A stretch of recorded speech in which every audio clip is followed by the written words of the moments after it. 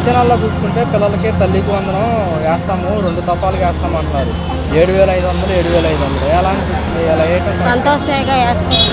ఒకసారి భోజనం పెడితే తినలేం కదా, కొద్దిగా తింటే ఆకలి బాగా వేస్తుంది. అంతేగాని ఒకసారి మొత్తం 100 రకాల కూరలు పెడతారు. 100 రకాల కూరలు ఏం తింటారు? 2 దఫాలుగా ఇవ్వడమే మంచిది. ఒకసారి ఎక్కువ ఇవ్వకూడదు. ఒకసారి ఇచ్చేందుకు ప్రభుత్వం కూడా ఉండదు అంత డబ్బు. తల్లికి వందనం చూసుకుంటే కనుక వచ్చే నెలలో ఇంప్లిమెంట్ చేస్తాం. దీనికి సంబంధించి కూడా 2 దఫాలుగా విడుదల చేస్తాము. 7,500 7,500 ప్రభుత్వం మంచి పద్ధతి అంటారు. అంటే మంచి పద్ధతి కాదని కొందరు అనుకోవచ్చు, కానీ దాన్ని కూడా అదే ప్రజలు అది మంచి పద్ధతి కాదని అనుకుంటున్నారు. వచ్చే నెలలో చూసుకుంటే పిల్లలకి తల్లికి వందనం వేస్తాము, 2 దఫాలుగా వేస్తాం అంటున్నారు.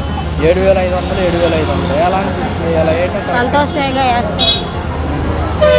పిల్లలు బాగుపడుతున్నారంటే మంచిదే కదా, చదువుకోవడమే కావాలి మెయిన్.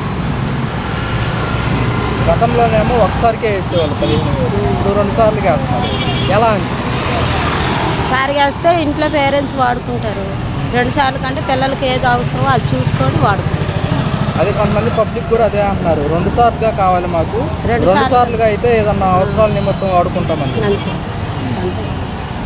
అంతే కదా, ఒకసారిగా వేసారనుకో ఇంట్లో ఏదో ఒకటి వాడుకుంటారు. అదే 2 విధాలుగా అనుకో పిల్లలకి ఏది కావాలో అప్పుడు సమయం బట్టి వాడుకుంటారు. మరి దీనికి సంబంధించి వైసీపీ ఏమంటుందంటే ఒకసారి వేయకుండా 2 సార్లు ఎటువంటి అని చెప్పేసి కూడా వైసీపీ అంటున్నమాట. మీరేమంటారు? ఏమనేది ఏముంది, వాళ్ళ ఇష్టం కదా, మళ్ళీ ఏముంది. మేమేంటంటే 2 విధాలుగా వేస్తే ఏదైనా పిల్లలకు కావాల్సినవి వాడుకుంటాం. అది కూడా స్కూల్ తెరిచే లోపు వేసారంటే దానికి సంబంధించినగా వాడతారు. ఇప్పుడు లోపల అప్పుడే వేయాలి. 75% కూడా హాజరు శాతం ఉండాలి అని చెప్పేసి కూడా ప్రభుత్వం అంటున్నమాట. అది ఎలా అంటే పిల్లలందరూ ఒకలాగా ఉంటారు కదా, వేస్తాను అన్నప్పుడు వేయాలి. 75% అంటే ఒక్కొక్కరు 50% ఉన్న వాళ్ళు ఉన్నారు. ఇప్పుడు వాళ్ళు బాధపడతారు కదా, ఏంటంటే పిల్లలు బాగా చదువుకోవాలనే ఉద్దేశం మీద ఉన్నాం కాబట్టి వేసి వాళ్ళ పేరెంట్స్కి ఏమైనా చెప్పాలి బాగా చదివించుకోండి అని. అంతేగాని 75% అంటే అందరూ ఉండరు కదా, చదివిన వాళ్ళు ఉంటారు, చదివిన వాళ్ళు ఉంటారు. మనం వేస్తాము అన్నాము, వేసింది ఉపయోగించుకోవాలి అంతే. పిల్లలు బాగా చదువుకోమని చెప్పాలి, అది ఇంట్లో పేరెంట్స్ చెప్పాలి. గ్యాస్ బండ వచ్చిందమ్మా, గ్యాస్ బండ కూడా రిలీజ్ చేయడం జరిగింది. వచ్చిందండి, ఒక బండే వచ్చింది. అమౌంట్ పడ్డాయా? అమౌంట్ పడ్డాయండి. ఎలా అనిపించింది? సంతోషం అండి.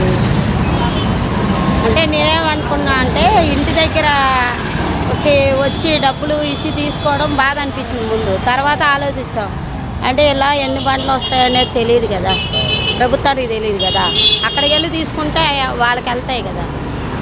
అప్పుడు తర్వాత అంటే ఇది ఆలోచించి చేశారు అని. ఒకసారి భోజనం పెడితే తినలేం కదా, కొద్దిగా తింటే ఆకలి బాగా వేస్తుంది. అంతేగాని ఒకసారి మొత్తం 100 రకాల కూరలు పెడతారు. 100 రకాల కూరలు ఏం తింటారు చెప్పండి? అప్పుడప్పుడు ఇస్తే ఆర్థికంగా ఏది అవసరమో అది ఉపయోగించుకుంటారు. ఒకసారి డబ్బులు ఇస్తే దేంతో ఖర్చు పెట్టేస్తారు. తల్లికి వందనం 7,500 7,500 మంచి పద్ధతి అంటారా? మంచి పద్ధతి. 2 విడతలుగా ఇస్తే మంచిదే. ఒకసారి ఇచ్చినా కూడా మంచిదే. అది గవర్నమెంట్ పరిస్థితిని బట్టి ఇస్తారు వాళ్ళు, అంతేగాని మన జోబులో డబ్బులు మనకి తీసుకుంటారు. కొంతమంది పబ్లిక్ ఏమంటున్నారంటే 2 సార్లు ఇవ్వడమే మంచి పద్ధతి మాకు, ఏదైనా వినియోగించుకోవాలన్నా కానీ వినియోగించుకుంటాము, ఒకసారి ఇస్తే ఒకసారి ఖర్చు అయిపోతాయి. అదే సార్ నేను చెప్పేది కూడా అదే కదా. ఏదైనా ఒకసారి ఇచ్చేసారనుకోండి ఆ రోజుదే అయిపోతుంది. 2 సార్లు ఇస్తే ఇంకో దానికి ఉపయోగపడతాయి, అంతే కదా. గతంలో ఒకసారికే ఇస్తారు కదా, గతంలో ఒకసారి ఇస్తే ఒకసారి పోయాడు. మరి ఇప్పుడు ఆధార్ శాతం కూడా 75% ఉండాలి, మనకి తల్లికి వందనం ఇంప్లిమెంట్ కావాలంటే, పథకానికి ఎలిజిబుల్ కావాలంటే అని చెప్పేసి కూడా ప్రభుత్వం అంటున్నమాట. మీరేమంటారు? ఇప్పుడు అంతకుముందు ఒక ఇంటికి అందరికి ఇస్తానని ఒకరికి ఇచ్చాడు, వీళ్ళు ఎంతమంది ఉంటే అంతమందికి ఇస్తా ఉంటున్నారు. ఇది మంచిదా అది మంచిదా?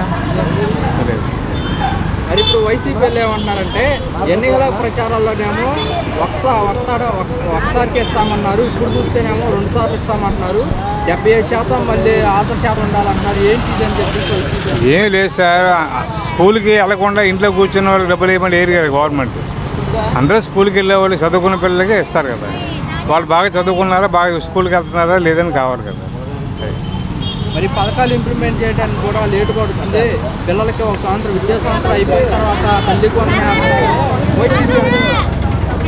ఇప్పుడు ఒక నెల అటు ఇటు ఒక 6 నెలలు అటు ఇటు పడుతుంది. ఇప్పుడు ఫ్రీ బస్సు ఉంది, రేపు మేలో స్టార్ట్ చేస్తున్నారు. కేంద్ర గవర్నమెంట్ 700 బస్సులు ఇచ్చింది, ఎలక్ట్రికల్ బస్సులు ఈ గవర్నమెంట్. మరి నువ్వు కేంద్రం నుంచి ఎప్పుడైనా ఒక బస్సు తెచ్చుకున్నావా, ఒక ఆటో నడిపించావా? ఏపీలో కూడా తెలంగాణలో ప్రవేశపెట్టినట్టు ఏపీలో కూడా ఉచిత బస్సు ప్రయాణం ప్రవేశపెడుతున్నారు. అక్కడ ఫెయిల్ అయింది. అది అలా కాదు. అసలు మామూలుగా జిల్లా వేసి పెట్టడం అనేది కరెక్ట్ కాదు. అది స్టేట్ మొత్తం పెట్టడం కరెక్ట్ కాదు. జిల్లా వేసి పెడితే ఈ జిల్లా వాళ్ళు ఇక్కడ ఫ్రీగా తిరుగుతారు. అంతేగాని ఇప్పుడు మనకి ఆంధ్రప్రదేశ్ మొత్తం ఇచ్చారనుకోండి, అందరూ తిరుపతి, శ్రీశైలం, అన్నవరంలో ఉంటారు. ఈ ఊళ్ళో ఎవరు ఉండరు. ఇళ్ళల్లో పనులు కూడా చేయకుండా అక్కడే తిరుగుతుంటారు. మరి వైసీపీ ఎన్నికల ప్రచారంలో మీరు ఇచ్చిన హామీలు ఏంటి, ఇప్పుడు మళ్ళీ జిల్లాల వారీగా కట్టడం ఏంటి అని చెప్పేసి ఫ్రీ బస్సు ఇస్తానన్నా ఇచ్చామా లేదా, అది కరెక్ట్. అంతేగాని మీరు ఎలా తిప్పాము, బస్సు టైర్లకి పైకి బాడీ కిందకి పెట్టి తిప్పుతున్నాం, ఇది కావాల్సింది. తిప్పామా లేదా? మరి ఇప్పుడు ఇలా ఫ్రీ బస్సులు పెట్టడం వల్ల మరి ఆటో వాళ్ళకి ఇబ్బంది అంటారు. ఆటో వాళ్ళు ఇబ్బంది అయితే మరి ఆటో వాళ్ళు వాళ్ళ బాధలు వాళ్ళకు ఉంటాయి. ఆటో వాళ్ళు జనాలు ఫ్రీగా ఏం తీసుకెళ్ళరు కదా, తీసుకెళ్ళమనండి. ఇప్పుడు ఆటో ఎక్కి దిగితే 10 రూపాయలు ఉండేది, ఇప్పుడు 20 రూపాయలు చేశారు. ఇది ఇక్కడ ఎక్కి అక్కడ దిగితే 20 రూపాయలు తీసుకుంటాం. అది పద్ధతా? వాళ్ళు కరెక్ట్గా ఉంటే అందరూ కరెక్ట్గా ఉంటాయి జనాలు. వాళ్ళు కరెక్ట్ 10 రూపాయలు నడిస్తే అందరూ ఆటో ఎక్కుతారు, బస్సు ఎక్కరు. అంతే కదా. నువ్వు రేట్లు పెంచా కూడా బస్సు ఎక్కుతారు. బస్సులు కూడా రేటు పెంచి ఏం చేస్తే నడిచేస్తారు, ఇలా సైకిల్ తొక్కినేస్తారు. వచ్చే నెలలో ఇంప్లిమెంట్ చేస్తామంటున్నారు. అవి కూడా 2 తపాలకు ఇస్తామంటున్నారు. 7,500, 7,500 ఇలా ఇవ్వటం మంచిదేనంటారు. ఇవ్వచ్చు. ఈ వ్యవసాయాన్ని ముందు చూసుకుని వ్యవసాయానికి రాయితీలు, వడ్డీ లేని సహాయాలు ప్రభుత్వం చేసి మిగిలిన వాటికి విదేశీ అప్పులు లేకుండా చేయగలిగితే చేయాలి. కొంతమంది కూడా ఏమంటారంటే 2 దఫాలుగా ఇస్తేనే మంచిది, ఒకసారి ఇస్తే ఖర్చు అయిపోతాయి అని చెప్పి కూడా 2 దఫాలుగా ఇవ్వడమే మంచిది. ఒకసారి ఎక్కువ ఇవ్వకూడదు. ఒకసారి ఇచ్చేందుకు ప్రభుత్వం కూడా ఉండదు అంత డబ్బు. ఇదంతా అప్పులు చేయకుండా విదేశీ నుంచి చేయాలి. ఎన్ని పథకాలన్నీ ఇచ్చుకోవచ్చు. వ్యవసాయం చూసి వ్యవసాయం పోగా ఉంటే డబ్బులు చేయాలి. ఏదైనా ఉచితంగా ప్రజలకు ఇచ్చేది. ఏమంటున్నారంటే వ్యవసాయానికి సంబంధించి కూడా రైతు భరోసా జూన్ మాసంలో ఇంప్లిమెంట్ చేస్తామంటారు. ఎలా అనిపిస్తుంది? రైతుకు వచ్చేసరికి ఏడాకి 20,000 ఇస్తామంటారు. ఎలా అనిపిస్తుంది?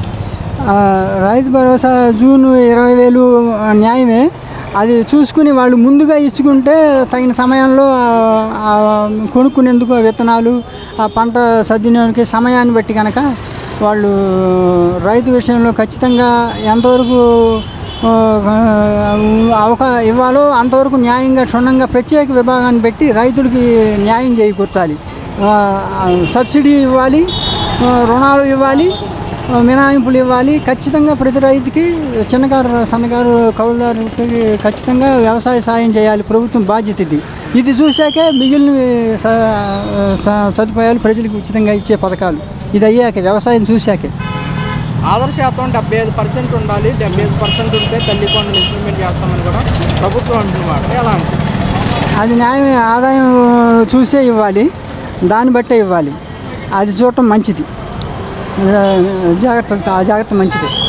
కొంతమంది రాష్ట్రాన్ని అభివృద్ధిలో పెట్టుకొని మరి చాలా ఇబ్బందుల్లో ఉంది కాబట్టి మరి రాష్ట్ర ముఖ్యమంత్రి వారు అలా మాట్లాడి ఉండొచ్చు. కాకపోతే ఏంటంటే 2 దఫాలుగా అనేది ఏ విధంగా చేస్తారనేది కూడా ఆయన కూడా మీకు స్పష్టంగా సీఎం గారు చెప్తారు. మరి అలాగే ఉపరాష్ట్ర మంత్రి పవన్ కళ్యాణ్ గారు కూడా చెప్తారు. మరి తప్పకుండా దాన్ని ఆస్వాదిస్తారు. ఎందుకంటే ఒకవేళ 2 దఫాలానికి ప్రజలకు తప్పుగా ఉండొచ్చు, కానీ దాని వెనకాల మర్మం ఏంటనేది రాష్ట్ర ముఖ్యమంత్రి వారికి తెలుసు. మరి అలాగే 2 దఫాలుగా అనేది సూపర్ 6 అనేది అమ్మఒడేది అనేది అవన్నీ దాన్ని ప్రపోజల్ పెట్టి రానున్న కాలంలో కూడా ఆయన పవన్ కళ్యాణ్ గారు, రాష్ట్ర ముఖ్యమంత్రి చంద్రబాబు గారు కూడా దాన్ని సర్వే చేసి దాన్ని యొక్క ప్రజలకు ఎటువంటి ఇబ్బంది లేకుండా కూడా చేస్తానికి ఆయన సూచనలు పాటిస్తున్నాడు. మరి రాష్ట్ర ముఖ్యమంత్రి వారు చంద్రబాబు గారు ఎప్పుడు కూడా తప్పు చేయడు. మరి ఒకవేళ 2 దఫాలుగా అన్నారంటే దాని వెనకవేళ ఎంత కష్టం ఉందో ప్రజలు కూడా తెలుసుకోవాలి, నాయకులు తెలుసుకోవాలి, కార్యకర్తలు తెలుసుకోవాలి, వ్యాపారులు కూడా తెలుసుకోవాలి. 2 దఫాలుగా అన్నారు. ఎందుకు అన్నారో మనం కూడా ఆలోచించాలి. దాన్ని తప్పు పట్టకూడదు. మరి దాన్ని దృష్టిలో పెట్టుకొని రాష్ట్ర ముఖ్యమంత్రి వాళ్ళు కానీ మరి జిల్లా కలెక్టర్లు కానీ ఆయన అందుబాటులో ఉంటారు. ఏ సమస్య వచ్చినా ప్రజలకి చెప్పే నాయకులు ఉన్నారు, కలెక్టర్లు ఉన్నారు, ప్రభుత్వ అధికారులు, మరి అన్ని డిపార్ట్మెంట్ల వారు కూడా చక్కగా చంద్రబాబు గారిని, పవన్ కళ్యాణ్ గారి మాట పాటిస్తూ మరి ప్రతి ఒక్కరు కూడా మంచి చేస్తారని నమ్ముతున్నాను. అయితే 2 దఫాలుగా వేయడం వల్ల ఏంటంటే ఇబ్బంది ఉండదు. ప్రభుత్వాన్ని కూడా మనం అర్థం చేసుకోవాలి. 2 సార్లు ఎత్తే ఏదైనా అవసరాలు నిన్నట్టు వాడుకోవచ్చు.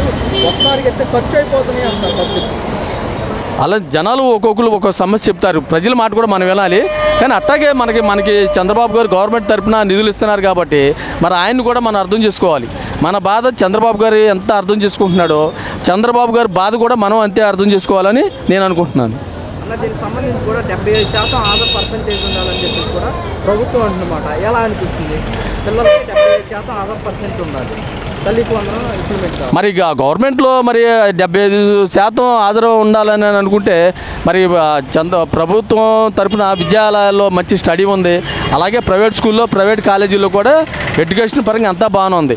ప్రభుత్వ స్కూల్లో కూడా గత ప్రభుత్వంలో ఉన్నప్పుడు కూడా స్టడీ బాగానే ఉంది. ఇప్పుడు చంద్రబాబు గారి గవర్నమెంట్లో కూడా స్టడీ బాగానే ఉంది. కాకపోతే ఏంటంటే వాళ్ళు 10th క్లాసు ఇంత రిజల్ట్ రావటం, ఇంత రిజల్ట్ రావటం అనేది గొప్ప చదువుకొని కష్టపడాలి. రేపు పొద్దున మనకి మంచి ఉద్యోగాలు రావాలన్నా కానీ, ఎడ్యుకేషన్ పరంగా కానీ, మరి తెలివితేటల పరంగా కానీ, మరి హాజరు పరంగా కానీ అన్నింటిలో కూడా చాలా పర్ఫెక్ట్గా ఉండాలి. మన గవర్నమెంట్ ఉద్యోగం రాకపోవాలన్నా కానీ, ప్రైవేట్ ఉద్యోగం అయినా కానీ కనీసం 30-40 వేల రూపాయల శాలరీ లేని ఈ రోజుల్లో ఫ్యామిలీని గెట్ అవ్వలేరు. అలాగే మంచి మార్కులు రావాలనే కోరుకుంటున్నారు. ఏ స్కూల్లో చదివినా కానీ మంచి మార్కులు, మంచి తెలివితేటలతో ఉంటే మంచి ఉద్యోగాలు కూడా వస్తాయని నమ్ముతున్నాను.